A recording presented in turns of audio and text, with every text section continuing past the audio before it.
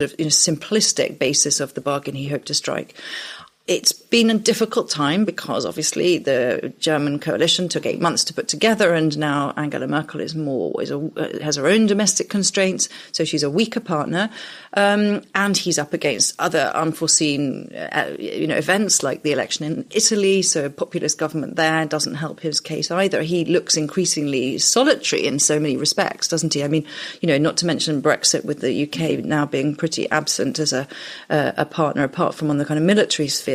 So I think things are difficult for him. Does that mean he has abandoned his ambitions for Europe? I'd be very surprised. I think that he is, as you said, passionately pro-European. He really does believe that there is no future for any one of the individual nations in a world faced with rising China, with US unilateralism, that Europe can only really survive as a continental entity and as a political entity if it works together.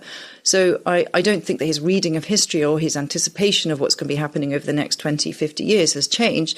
But I think that the difficulty is actually sort of getting anywhere against the realities of rising nationalism and skepticism about some of his reform plans in Europe.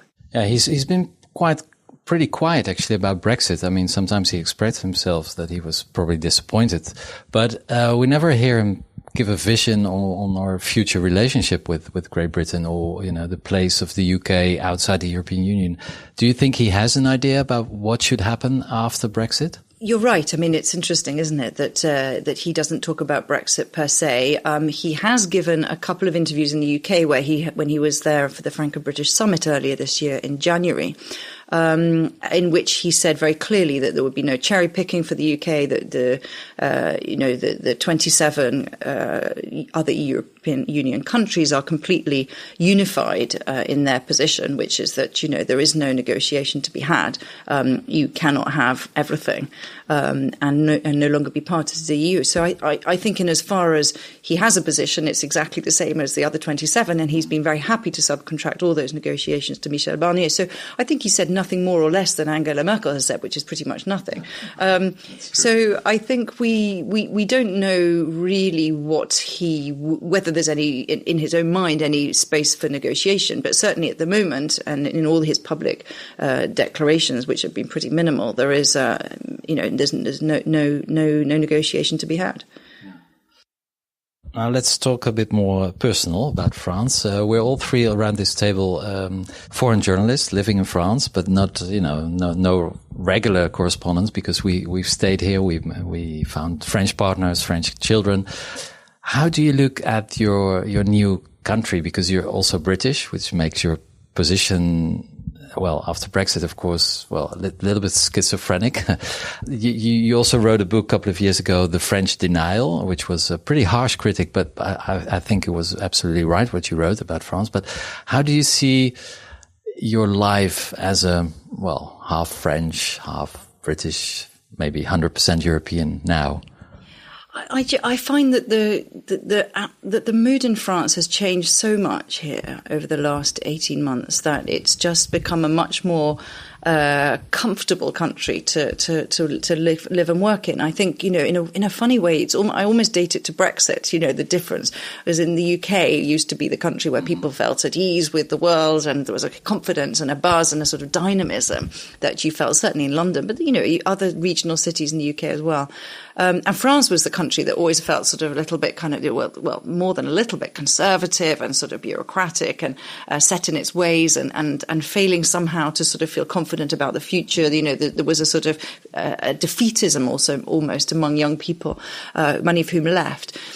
Over the last 18 months, 2 years, I mean, I just feel the countries have switched positions, and it's obviously I have mixed feelings about that, because I feel that the UK is the one who's now sort of sunk into this depressive hole, thanks to the Brexit decision, and it's France which feels the dynamic, much more sort of get up and go country, and in Paris has changed so much in the last couple of years,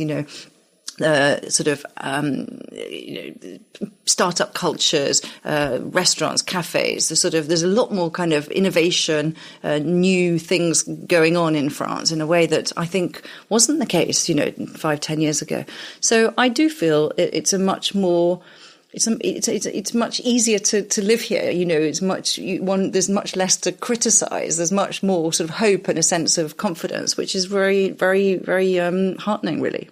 We are here in the central Paris, of course, very privileged, and we have jobs and experiences and education. But do you think that this new sense of enthusiasm is something that will actually be spread to the whole of France, or are we going to see a bigger divide, which we have seen in other European countries, where you have the city of London extremely rich, going extremely well, but the rest of the country having very, very hard, difficult times when it comes to unemployment and poverty, for example. Do you think that France will manage to actually unite the country in this, move forward? It's a very good question. And one of the reasons that I devoted a whole chapter to what I call fractured France was precisely that sense that, in a way, the French election captured that, because you had Emmanuel Macron facing Marine Le Pen in the second round. And Marine Le Pen's vote is very much based on those who feel fearful or who've lost out from globalization. And, in all the traveling and the reporting I did from the ground, whether it's ex-industrial towns in the north or remote areas, all over France, really, you have absolutely this constituency which feels that the Paris doesn't speak to it or for it or defend its rights or its future at all. So it is an absolute. It is a major challenge for Macron. It's a major challenge for France and for all of our countries. And I think that he probably knows as well as anybody that 48% of people voting in the first round of that election voted for some form or other of sort of nationalist or anti-European or populist candidate. And those people haven't gone away. And, he needs to find some way to speak to them and to sort of find policies. It's very difficult, when you look, I tried to look into what, he's doing. He has a minister, a very close guy who worked very closely with him at the founding En Marche, Julien de Normandie, who he's put in charge of what he calls territorial cohesion, just a completely untranslatable phrase. But the whole point is to try and make sure that those in remote areas are at least connected to the sort of public fabric, whether it's bus services or doctors or primary schools, that the jobs may not be there in the short term in the private sector, but at least they don't feel abandoned and left behind, because that's exactly what feeds that sense of sort of populism and anti-Europeanism, because often it can be blamed on Brussels or globalization or digital or whatever. So those sorts of efforts, but that kind of public policy is very difficult. I don't underestimate the risks. And do you think Emmanuel Macron being that there's a wonder kid, extremely intelligent, and of course someone very far away from the suburbs of, we can take Nantes, for example. Now, do you think he can imagine what is necessary for these people, and what they actually need and what they want? I think that he's thought very hard about exactly this issue, and I think he, in perhaps an intellectual way, but that's the position that he's in. I think he sees Brexit as the result of not addressing those who lose from globalization. That's his judgment of why 52% of the British voted for Brexit, because there was a government in place that did not address the losers from globalization. So I think conceptually and intellectually, he absolutely understands the problem. He may not have spent much time in the banlieue in France, but I think he is very aware of it. I think that the great difficulty is what you do about that. And his main objective is to get growth going and get job creation going. And in the hope that, if there's a healthier economy and there's better incentive to create jobs, that will benefit, everyone in the end. But it's obviously it's a big challenge. A couple of years ago, you had the cover of The Economist with the ticking time bomb about France. It was actually Do you know when that was? I'll actually tell you. It was in 2012. Yes, in 2012, exactly. 6 years ago. Yes. Was it just before or after the French election, the presidential election? It was just after Hollande had been elected president. Yes. Okay. Why did you choose that topic? And is the bomb, has the bomb been diffused, or is it still ticking somewhere in the corner? I think that the point we were trying to make with a cover like that, which is, obviously provocative and deliberately so, is to try and draw attention to the fact, or was to try and draw attention to the fact that France had these issues that were completely unresolved. And that was the fact that, unemployment was unacceptably high, and there was nothing being done to try and loosen the labour market, that public finances were out of control, that debt was rising, that budget hadn't been balanced since 1974. And that all of these issues were not present during an election campaign, which just seemed to us, just after a financial crisis, absolutely unbelievable. So that I think was the point of that. It wasn't that France was literally about to explode, but it was an image to try and suggest, don't forget that France has some big issues to resolve. At the time, everyone was focused on Greece or on Spain or on Ireland, but there were issues actually in France itself.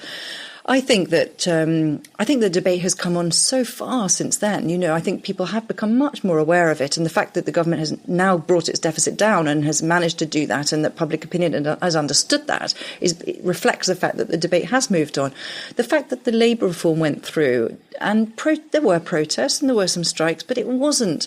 It wasn't enough to stop the government putting it in place. I think, again, it was because people, when Macron said, we need to do this because that's how we're going to encourage companies to create jobs, people actually understood that and accepted it. So, and I think that, again, reflects a sort of evolution in French public opinion. So. Yeah, it's the same with the railway strike, right? I mean, the strikes are really annoying. A lot of people agree on that they are annoying, but I have the impression that most of the French also agree with Macron, that they know that this company, the National Railway Company, has to evolve and to change. So that's also very different from like maybe 5 or 10 years ago. I think so. I think it's fascinating. I was looking at the opinion poll figures for exactly that. And at the beginning of the strikes, there was just about majority support for the government, but it could have gone either way. And back in 1995, under Chirac, when Juppé tried to reform the pension system, public support actually swung behind the strikers, more and more as the weeks went on. Here, it's been the opposite. It's swung behind the government more and more as the weeks gone on and the months have gone on.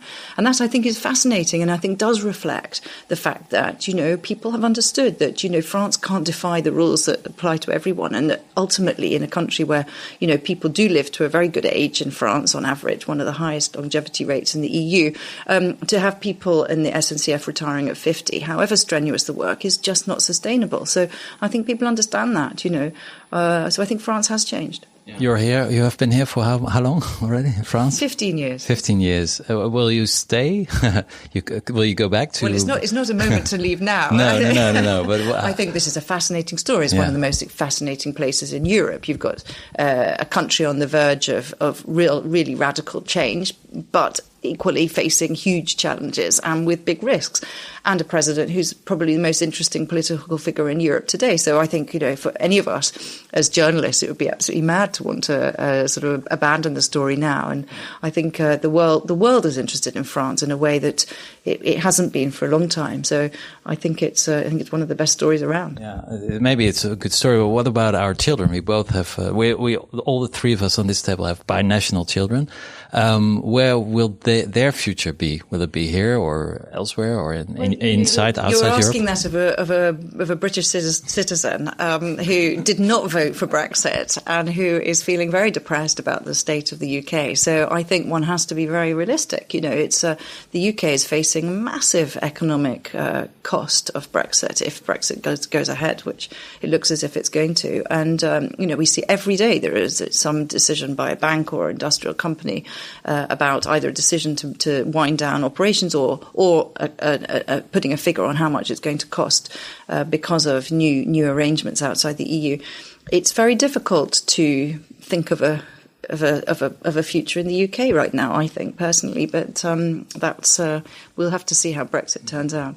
Now, last question to see if you've really integrated well in this society. Are you going on holiday here in France? I always go on holiday in France. Well, you're French, more French than the French. Where are you going this summer? Well, we're going to the Ile de Ré, which is a very classic French holiday destination.